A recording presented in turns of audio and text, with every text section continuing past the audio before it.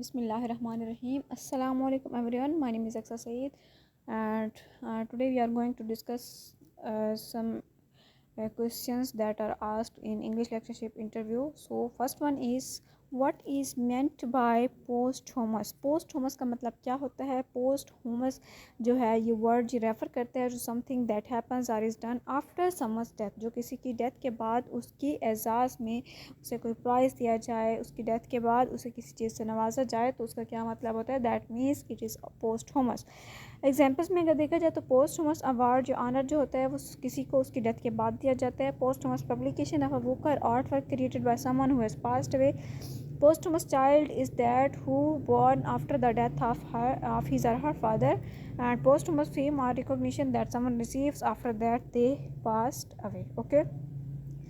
Next question is question number 121, what is the setting. क्योंकि हम पिछले लेक्चर्स में चार लेक्चर्स जो हम डिस्कस कर चुके हैं उनमें तकरीबन 20 सवाल हर एक लेक्चर में, तो आज हम यहाँ पे कुछ मज़ीद सवाल डिस्कस करने जा रहे हैं।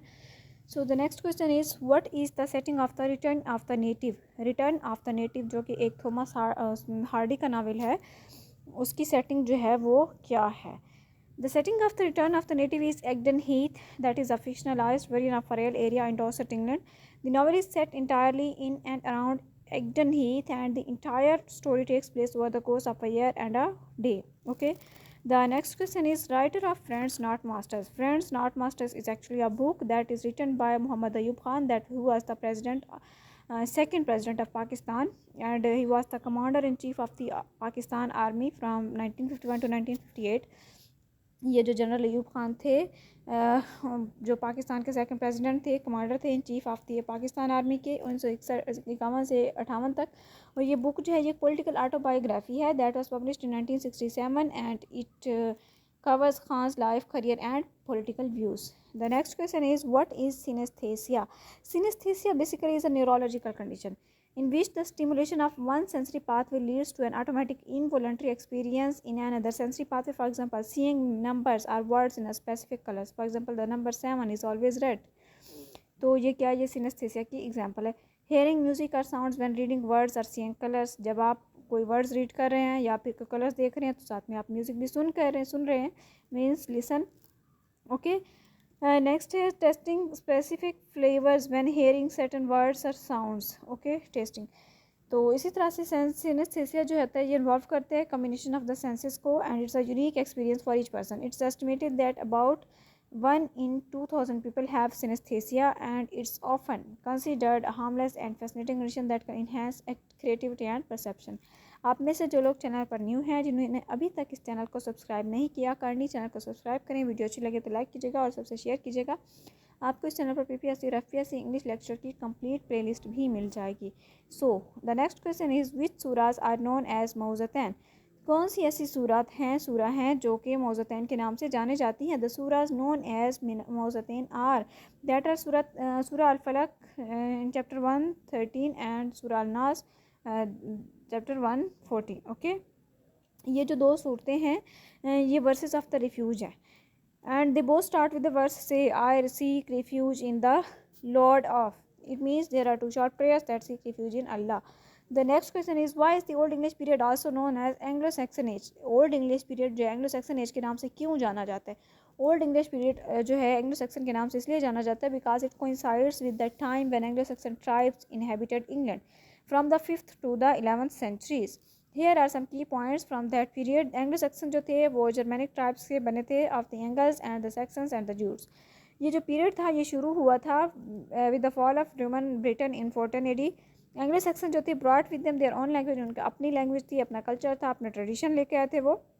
ये पीरियड जो था इसमें एंग्लो सेक्सन किंगडम्स का राइज और फॉल हुआ था। वाइकिंग जो है इन्वेजन हुआ था, took place during this period. Christianity को इस टाइम पीरियड के दौरान इंट्रोड्यूस करवाया गया था। एंग्लो सेक्सन क्रॉनिकल्स जो थे वो लिखे गए थे इस पीरियड के दौरान। और सबसे बड़ी बात जो एज का जो मेजर वर्क था that was Beowulf epic poem, जो कि कंपोज की गई थी उस टाइम पे। और ये पीरियड जो था वो एंड किस तरह से हुआ था, नॉर्मन कन्क्वेस्ट जब हुई थी इंग्लैंड की इन 1066 में। So the next question is, can Chaucer be called a modern poet? Yes, Chaucer can be called a modern poet for the following reasons: because he was a pioneer of writing in the English language, क्योंकि चौसर को हम father of English language भी कहते हैं, father of English literature भी कहते हैं.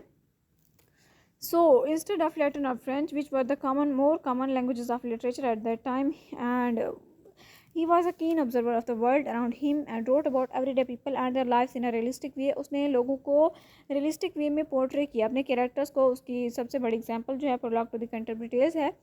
And उसने जो है वैरायटी ऑफ टॉपिक्स पर लिखा, लाइक रिलीजन हो गया, including social class and politics. उसने आयरनी को यूज़ किया जो कि अनकॉमन थी मिडिवल लिटरेचर में, और उसने न्यू पोएटिक स्ट्रक्चर को एम्प्लॉय किया that would go on to influence poets for generations. And he was one of the first writers to use everyday language and dialect in his work. His work is still widely read, studied, and discussed today. Next question is major difference between Wordsworth and Coleridge. Wordsworth and Coleridge both were the Romantic poets, and the main major difference was Wordsworth focused more on nature, simple language, and everyday life, but Coleridge focused on supernatural things, complex language, and imagination.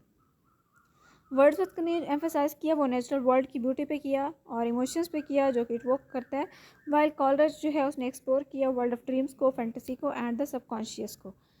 The next question is what are flat and round characters. Literature के में जो है flat और round characters जो हैं ये terms हैं जो कि कैरेक्टर की पर्सनैलिटी के डेप्थ, उसकी कॉम्प्लेक्सिटी, उसके ट्रेड्स, उसकी मोटिवेशंस को शो करने के लिए बनाई गई हैं. फ्लैट के, और ये आपको एक और बात बता दूं कि फ्लैट और राउंड कैरेक्टर ये जो टर्म थी ये कॉइन की थी बेसिकली A.M. फोस्टर ने अपनी book aspects of the novel में.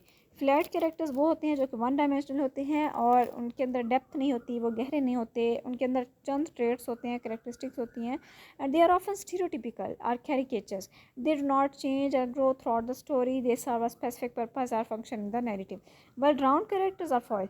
राउंड कैरेक्टर्स इसके अपोजिट होते हैं. They are multidimensional and complex, they have many traits, characteristics and motivations, they are nuanced and detailed, they can change and grow throughout the story, they are often the main characters are protagonist. और अभी मैं आपको पहले ही बता चुकी हूँ कि इस टर्म को कॉइन किया था लिटरेरी क्रिटिक E.M. फोस्टर ने अपनी book aspects of the novel में. So the next is who is foil. अभी मैंने ऊपर वाले क्वेश्चन में यूज़ भी किया था. फॉयल जो होता है एक लिटरेचर में ये एक टर्म है, ये एक कैरेक्टर के लिए यूज़ की जाती है जो कि कंट्रास्ट करता है with another character, typically the protagonist. In order to highlight or differentiate certain qualities of that character, foils can be used to emphasize heightened contrast, operate by exclusion, and assign blame. Examples of foils include Egdon Linton and Heathcliff. In Emily Bronte's Wuthering Heights, उसमें Edgar Linton और Heathcliff का जो character था वो foil characters हैं. इसी तरह से चौसर की जो बुक थी prologue to the Canterbury tales, उसमें नाइट और स्क्वायर जो कि बाप बेटा थे, इनकी भी क्या थी, ये भी फॉयल कैरेक्टर थे दोनों. Doctor Frankenstein and his caricatures, Mary Shelley की फ्रैंकेनस्टीन में ये भी फॉयल की एग्जांपल्स में ही इंक्लूड होते हैं. सो the next question is romanticism versus classicism. Romanticism और क्लासिसिज्म ये दोनों लिटरेरी और आर्टिस्टिक मूवमेंट्स हैं जिनकी डिस्टिंक्ट कैरेक्टरिस्टिक्स हैं. रोमांटिसिज्म जो है वो एम्फासाइज करते हैं इमोशन पर, इमेजिनेशन पर, इंडिविजुअलिज्म पर. इसका फोकस जो होता है वो नेचर पे, ब्यूटी पे, सब्लाइम भी होता है. ये सेलिब्रेट करता है ह्यूमन स्पिरिट की पावर को, क्रिएटिविटी को. It often features themes of love, freedom and rebellion. Typical authors जो थे इसमें रोमांटिसिज्म में वर्ड्सवर्थ थे, कॉलरिज था, कीट्स थे, शेली एंड बायरन थे.